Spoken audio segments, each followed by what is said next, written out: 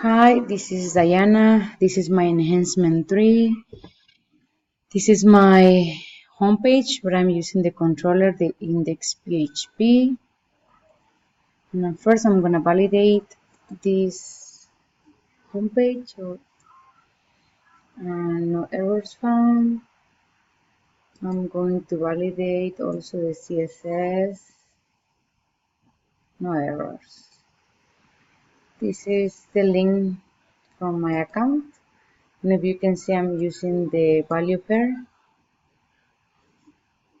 I'm gonna validate the HTML.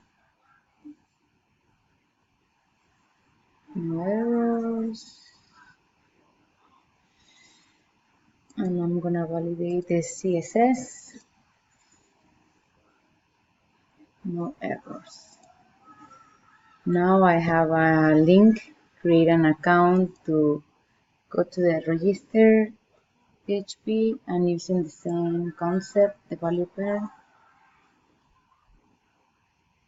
And I'm gonna use the validate HTML.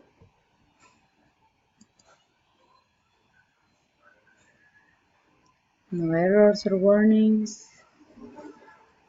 And now the CSS, no errors.